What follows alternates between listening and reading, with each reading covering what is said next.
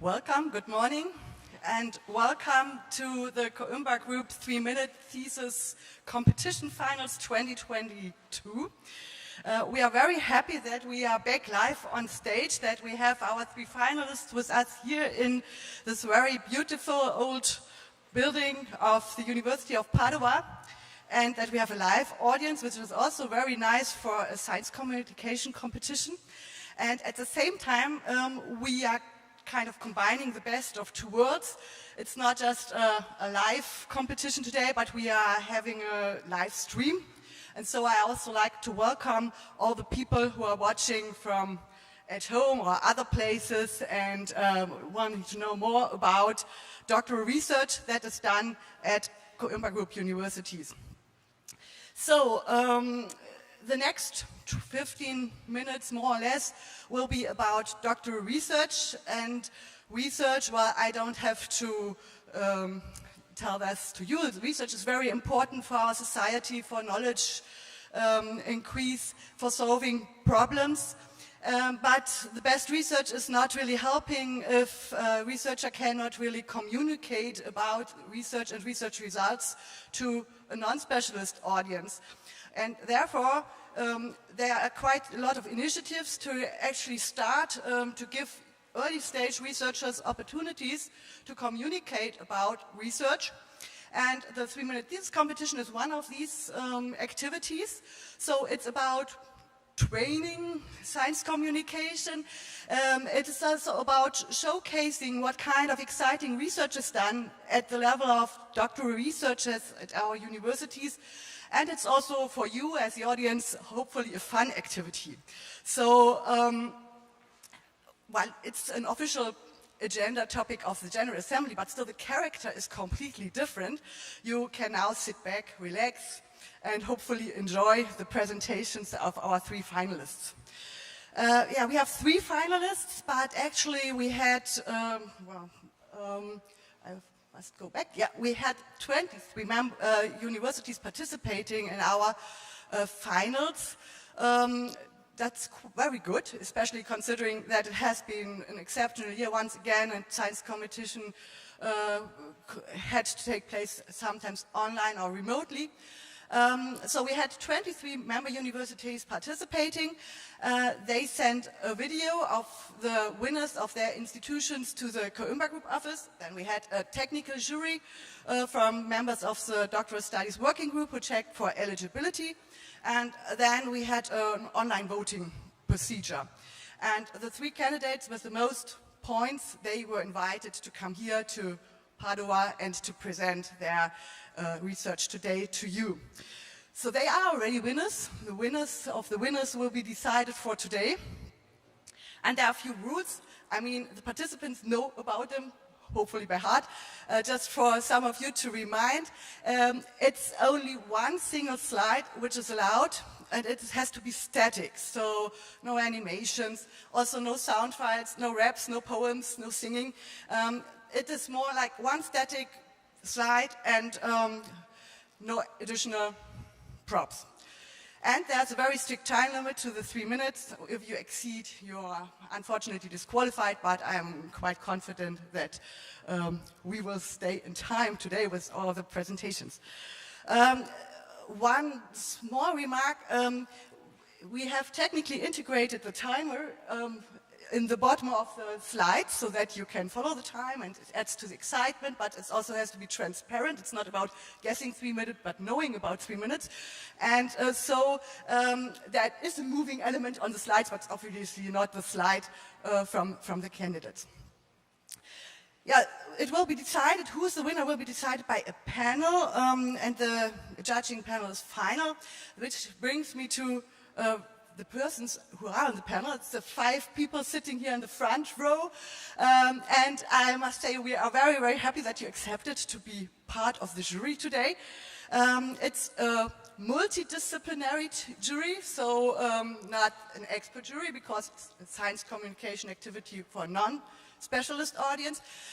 People from all kinds of committees within the Coimbra Group, the Rectors Advisory Committee, from the chairs, from the Coimbra Group representatives. So thank you very much once again. You don't have to roll a dice in order to decide who will be winning, but there are some criteria. Two sets of them actually, one on comprehension and content. And I think the most interesting thing for those of you who watch is that you kind of get a feeling on what research are those doctoral researchers doing, what kind of significance does it have, the results, the impact, and outcomes. Is it communicated to you in a way that you understand it? And yeah, that's kind of the basic in a nutshell. And then the second set of criteria is on engagement and communication. So do you want to know more from them on that topic? Is it really like, are they enthusiastic about what they are doing? Were they able to capture your attention? And last but not least, this one slide is not just like a nice background, but it should also enhance the comprehension of the presentation. So I think this is more than enough. We don't want to add to the suspense and excitement even more. We will just start with the competition now. And it's a random order in which they start. It has nothing to do with votes that they received before. The first one to be on stage today is Omeed Neghabat. Omeed is doing his PhD at Aarhus University in Denmark. He is doing his research in heart disease, and today's title of his presentation will be Looking at the Human Heart from the Inside Out. We are doing a short audio check, so for the mic. Can you hear me? 1, 2, 3. Does it? Yeah. General nodding, so that's wonderful. So then we start. Ready, set, and go. I can look inside your hearts. Not talking metaphorically, I can actually, physically look inside your hearts. And let me explain to you, by doing just that, how I can completely change the way we have treated heart disease for more than 30 years. Now, the human heart beats more than 100,000 times, pumping more than 7,000 liters of blood every single day. And that requires quite a lot of energy. To get that, I'm sorry, this is a...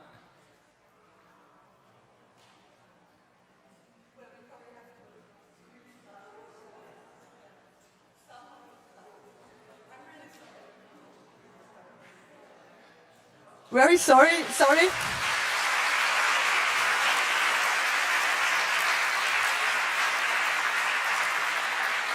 I'm not done yet. Not yet. We have to restart. Unfortunately, that was the technical problem of that we have moved that at several stages. I'm really sorry for that, but I think it's only fair to restart and to give it a second one without any disturbance. So let's just start again, and I hope it makes you not even more nervous. Okay. Then second try. Ready, set, and go. I can look inside your hearts. Not talking metaphorically, I can actually, physically look inside your hearts. And let me explain to you, by doing just that, how I can completely change the way we have treated heart disease for more than 30 years. Now, the human heart beats more than 100,000 times, pumping more than 7,000 liters of blood every single day. And that requires quite a lot of energy. And to get that, the heart is surrounded by these red blood vessels that's supplied with nutrition. But the number one cause of death worldwide is when these blood vessels either get narrow or completely close. We can treat this by inserting a small balloon inside, inflate the balloon, and restore the blood flow. This is the treatment that I can improve. And let me explain to you. Imagine a camera the size of a spaghetti. I insert that in the wrist of patients, taking it all the way up the arm, into the heart, into the red blood vessels, and take images from top to bottom. You can see the images here. The top one, that's a healthy blood vessel. Large, dark area, that's where the blood can flow. And the small round object, that's my camera. But in the one below, the dark area is almost gone. The picture is very messy. That's what heart disease looks like. So we can use this camera to find and to detect heart disease.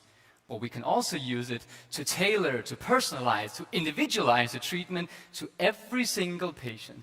Because just the way all of us humans are different, the same goes with our heart disease, and it needs different treatment. So in my PhD, we traveled to more than 40 hospitals in all of Europe, teaching medical doctors how to use this camera in patients. And we asked them to compare it to when they didn't use it. And we found 3 things. 1, when using the camera, medical doctors were better at finding heart disease. 2, when using the camera, medical doctors were better at tailoring the treatment to the specific patient. And 3, when using the camera, patients could have a higher chance to improve from their chest pain symptoms. So therefore, we strongly believe that if we use this camera as a golden standard method, not just in Europe, but in all of the world, we give medical doctors the absolute most advanced tool to treat the disease. And we give patients the highest chance to go home after a procedure without complications and to live an active life again without chest pain symptoms. My name is Omeed, and I can look inside your hearts. Thank you.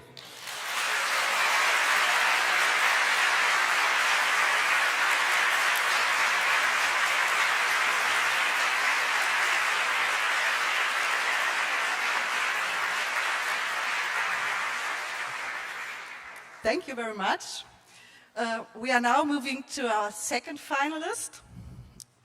It is Effy Ntemou. She is doing her PhD at the University of Groningen in the Netherlands, and her research area is cognitive neuroscience. The title of Effy's presentation today is Why You Need a Linguist in the Operating Room. So a short technical microphone check. Buongiorno. Can you hear me? Yes? All good? Nice. Okay, it seems to work. Then we are ready. Ready, set, and go.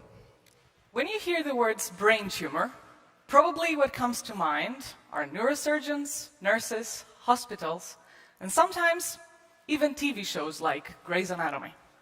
No one ever thinks of linguists. However, you might be surprised to know that I, as a linguist, work with brain tumor patients every day. Depending on where a tumor grows in our brain, it can damage our language abilities. Imagine waking up after surgery without being able to understand what others are saying to you, or even without being able to speak at all. The most fundamental human ability suddenly becomes challenging. And this is what someone with a brain tumor can go through once their tumor is surgically removed. So, the big question is, how do we remove a brain tumor without taking away someone's ability to understand and speak? I believe that the answer to this question lies in the study of language. Think about it. Right now, as I'm talking to you, I'm using all sorts of different words. I'm producing verbs, nouns, adjectives. I'm creating long but also short sentences. Linguists show that not all language is processed the same in our brain. Some areas, for example, in the front of our brain, are more important for verbs than they are for nouns. And other areas in the back of our brain are more active for specific types of verbs.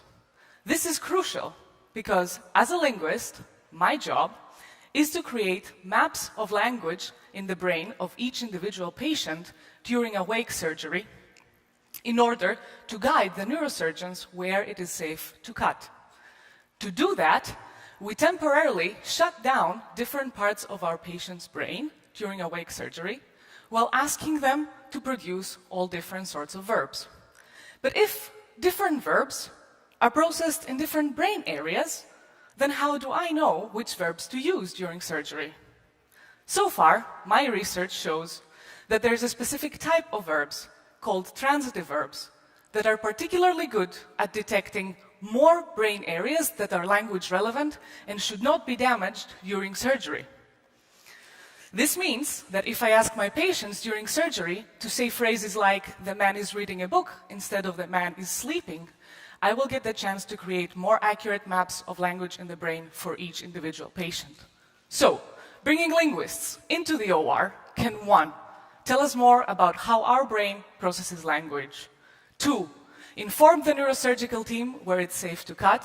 And 3, most importantly, preserve the language abilities of patients and guarantee their quality of life after surgery. Thank you.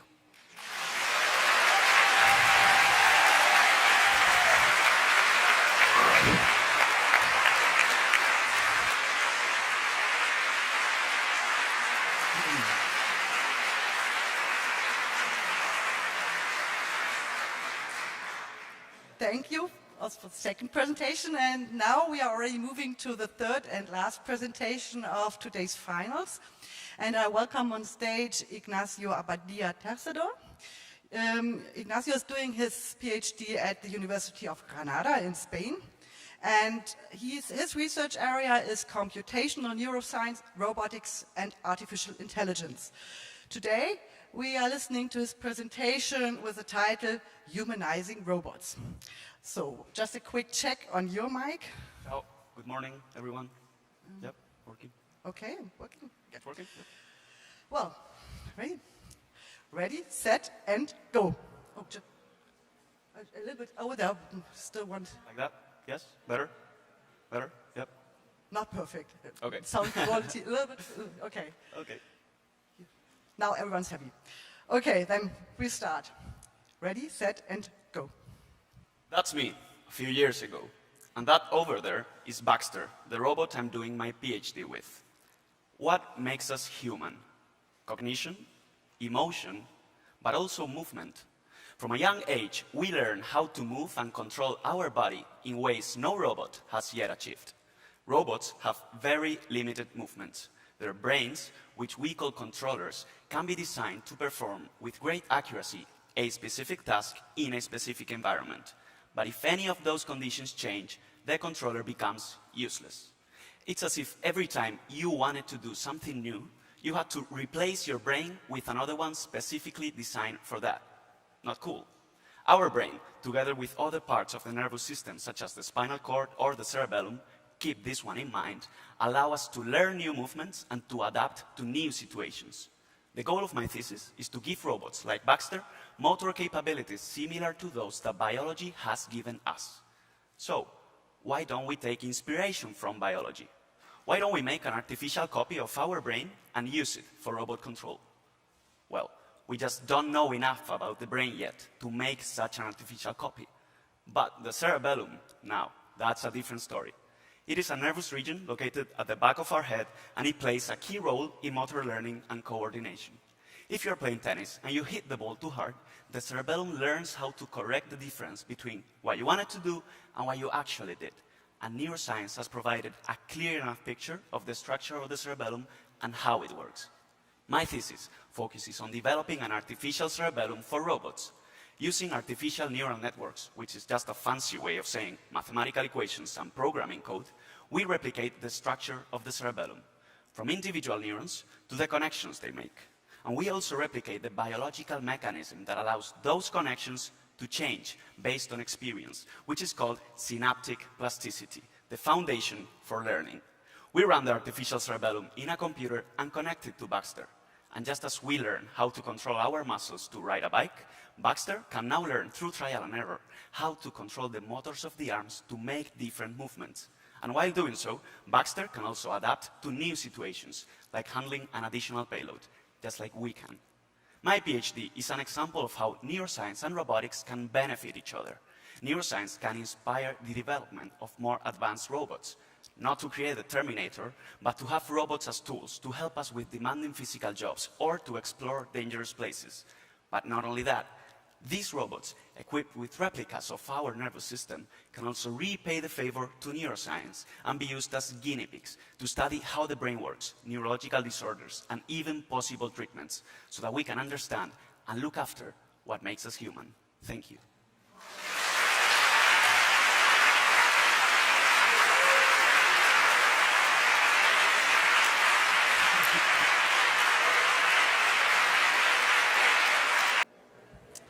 So welcome back. We have a decision. We are moving on to the winner announcement, and it was a very tough decision. I think all of you will agree that the jury didn't have an easy job to do today, but we all see them as winners anyway. So,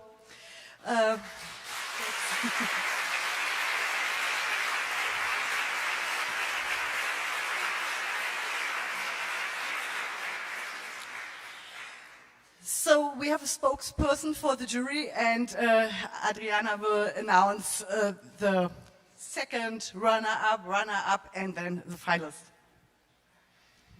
Thank you.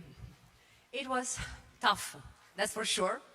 I'm probably more stressed than the candidates were, but somehow also confident because they all had top-notch research and very good communication capabilities. So I would say that both science and science communication are on good hands. And now, without prolonging the waiting, the second runner-up is Mr. Ignacio Abadía Tercedor, currently residing at the University of Granada.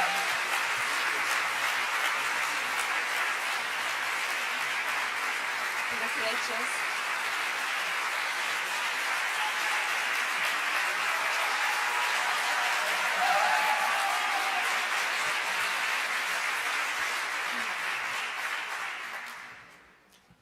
Okay, the first runner-up is Miss Effy Ntemou, currently residing at the University of Groningen. Congratulations.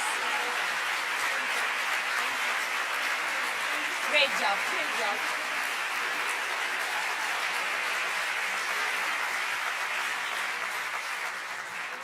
And who would be the winner?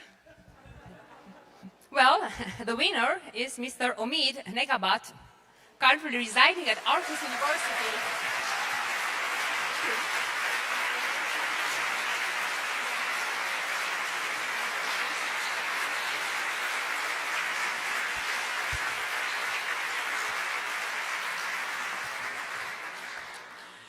Well, now thank you once again to our candidates, also to all the universities and the winners of the other universities who participated.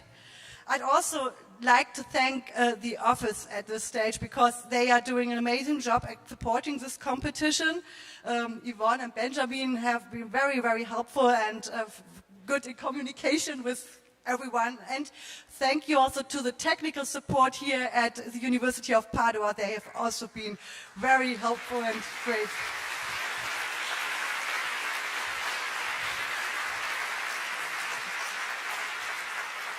We now say goodbye to the online audience because we will move on with the agenda of the General Assembly, and I hope you all enjoyed this topic.